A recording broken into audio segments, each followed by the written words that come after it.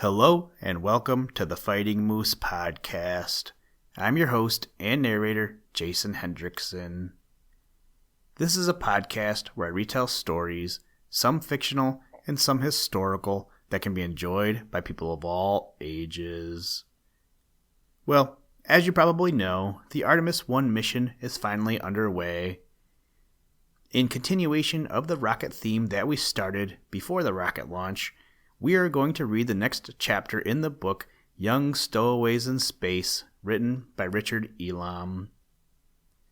The next chapter is titled The Lady Goes Wild. As always, I strive to make content that is appropriate for all ages, so don't let the title make you nervous. In actuality, this story aligns somewhat with the story that I am currently reading, as it talks about robots and humans interacting. I don't want to give away too many details, so I won't speak any more on the matter.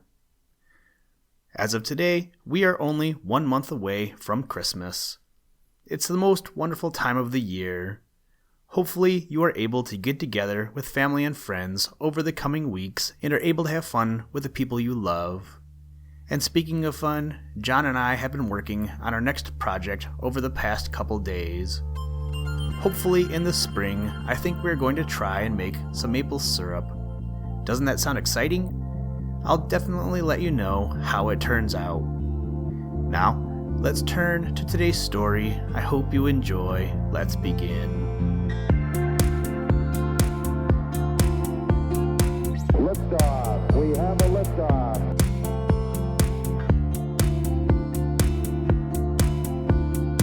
We choose to go to the moon in this decade and do the other things, not because they are easy, but because they are hard.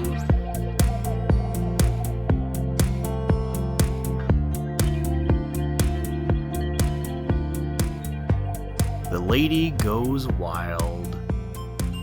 Beat you into the pool, Patch called a little while later. He dashed out of the dressing room and dove, with hands outstretched, into the water. Gary followed right behind, tumbling into the spray left by Patch's dive. "Say, this is nice and warm," Gary said, "and we've got it all to ourselves." A little way back from the pool's edge, Mac and Isaac were lifting weights. This exercise was to help them keep in good physical trim. Gary and Patch swam and splashed to their heart's content. It was the most fun they had had in a long time. They knew no one would ever believe their story of swimming in a pool in deep space. It was almost too difficult for them to believe themselves. But they did not care if they were never believed. They frolicked in the water for about an hour and then climbed up on the pool's edge to catch their breath for a few minutes. "Boy, I could spend 24 hours a day in there," Patch said, flicking water from his face. "I could too almost," Gary agreed, "but I would be satisfied if I could spend 24 hours a day aboard the Carefree doing anything. Gee, it's going to be hard leaving here to go back to the orphanage." "Yeah," Patch said sourly. "Gee whiz, Gary, why can't they let a couple of guys live the way they want to?"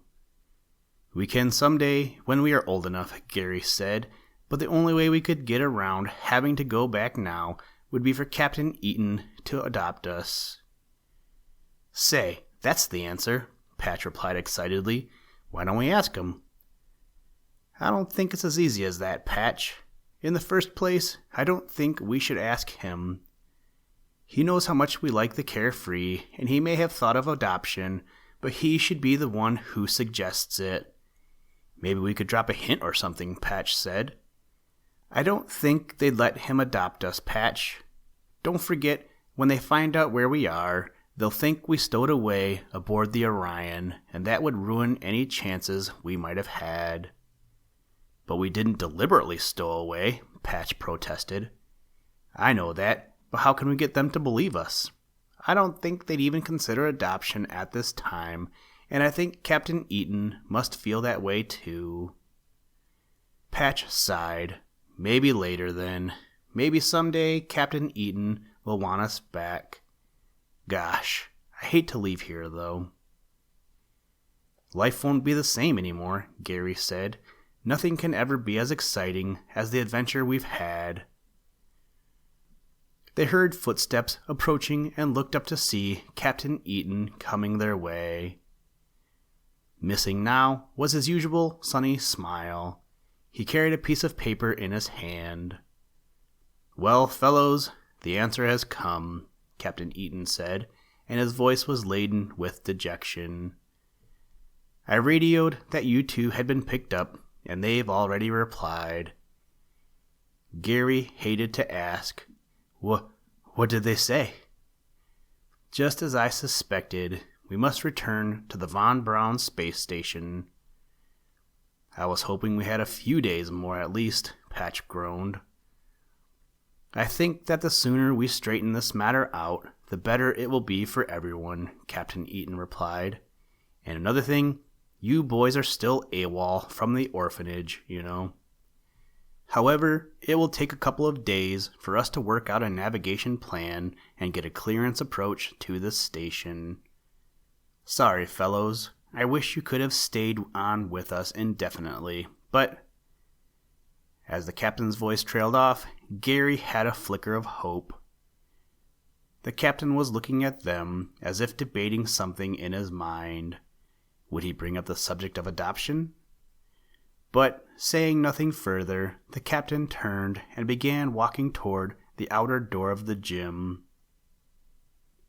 Then he seemed to think of something else and came back. The boys held their breath hopefully. Would he mention adoption now? "There's something else they told me that I thought you'd want to know," the captain said.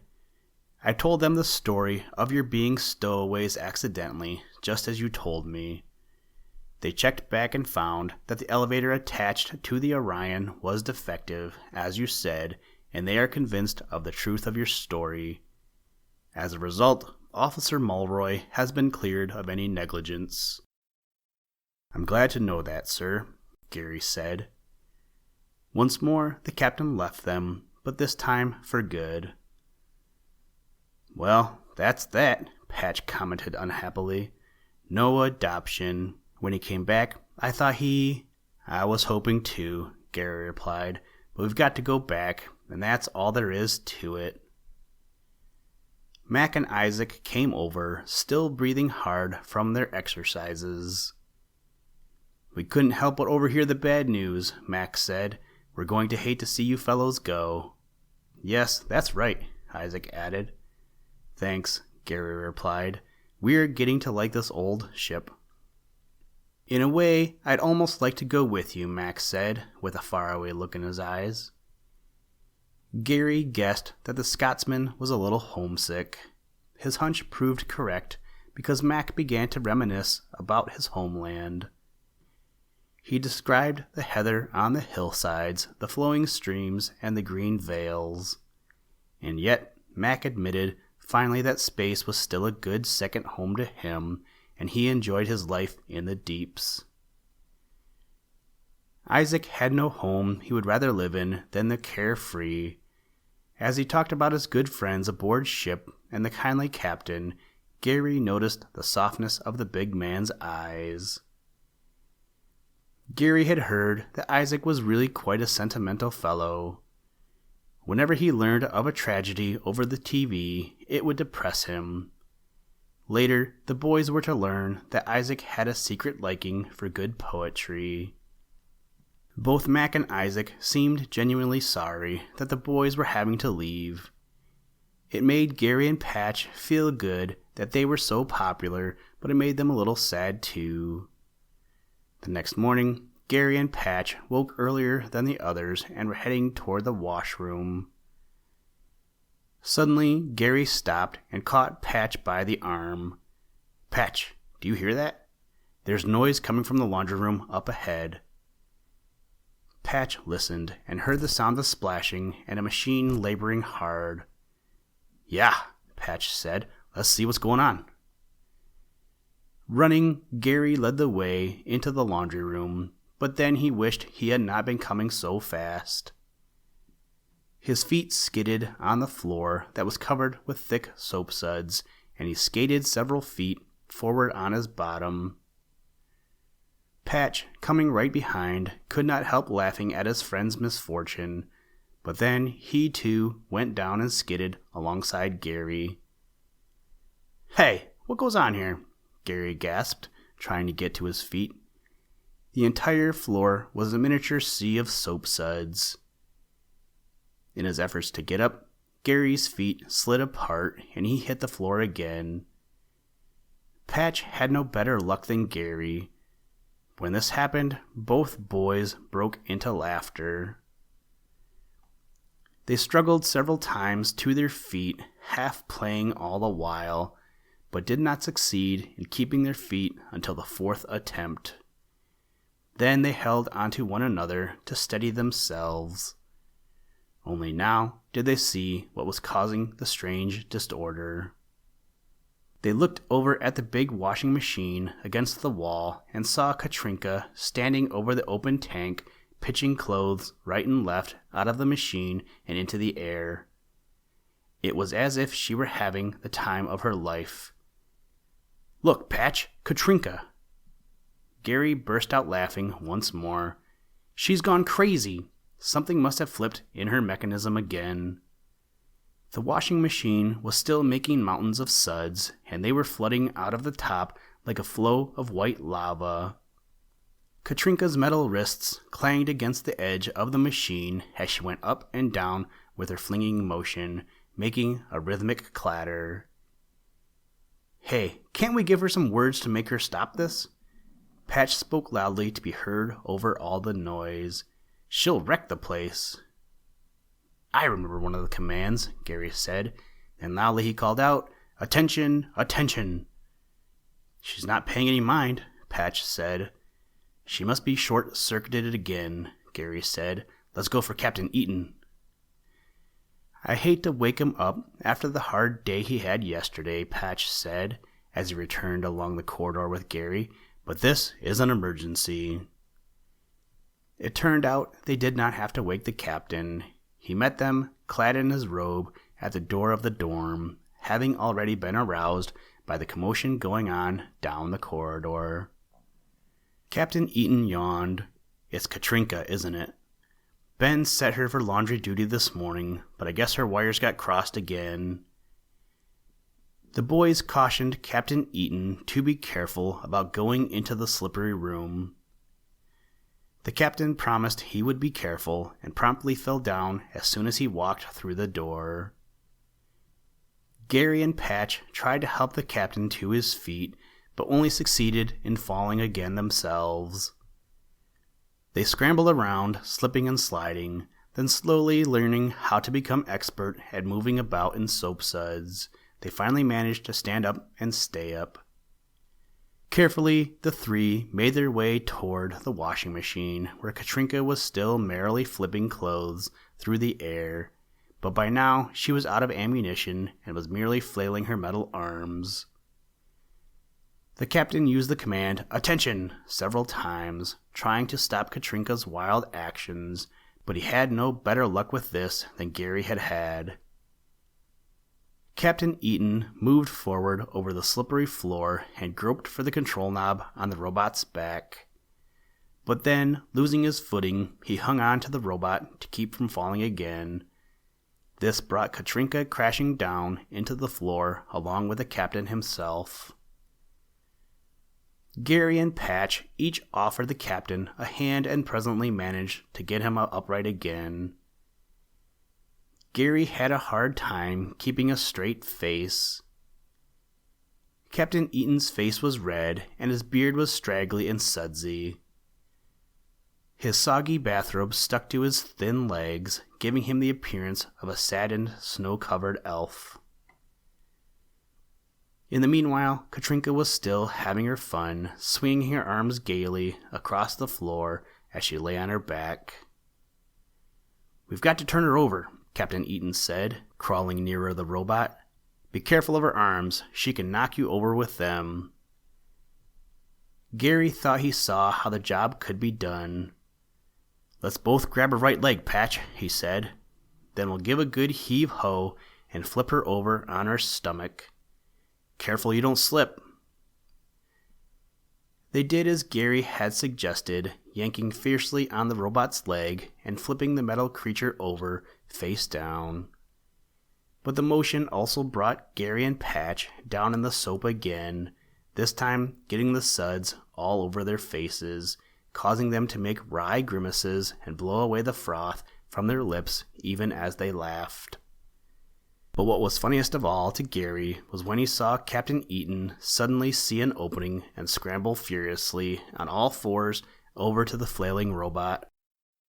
He threw himself upon her back, fighting her as a cowboy would wrestle a steer. He finally subdued her with a turn of the switch on her back, which he was at last able to grab and twist.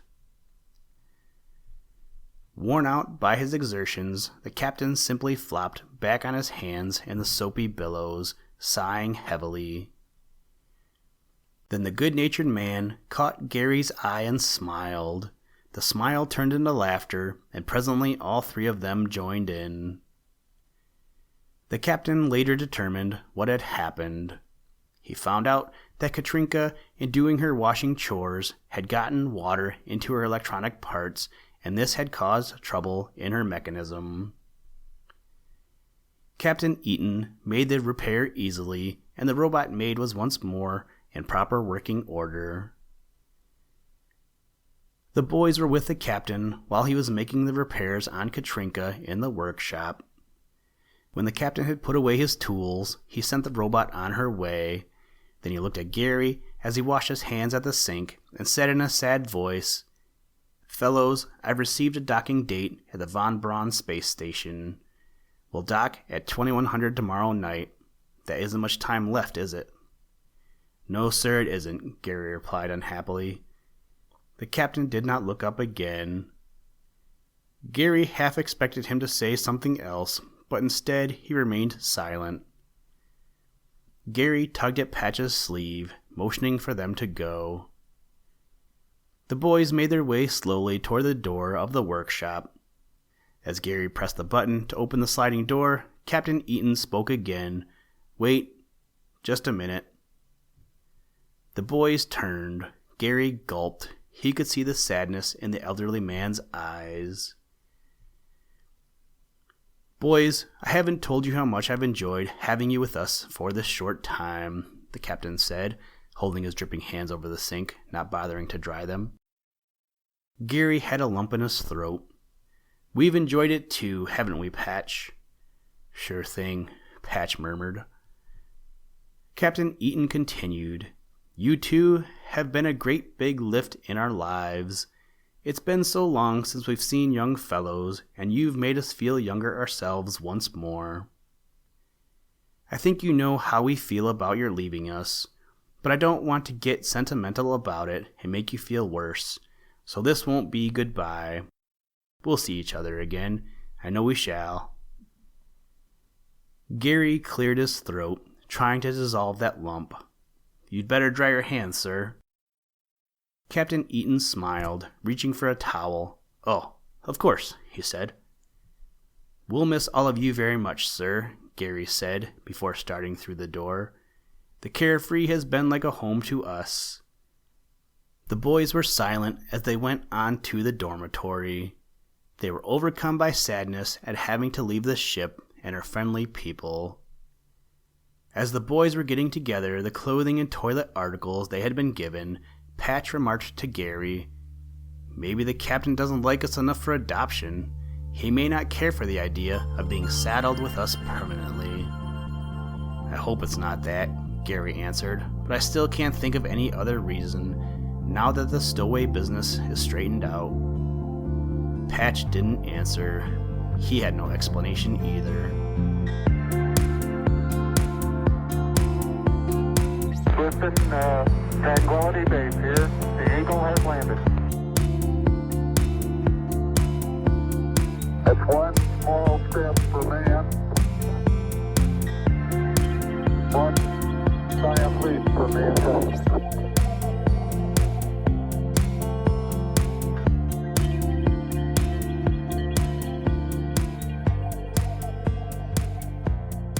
Thank you for listening to this episode of the Fighting Moose Podcast. Please join us next time as we read another exciting story. Today's music was provided by the artist Analog by Nature, and the audio clips were provided from NASA.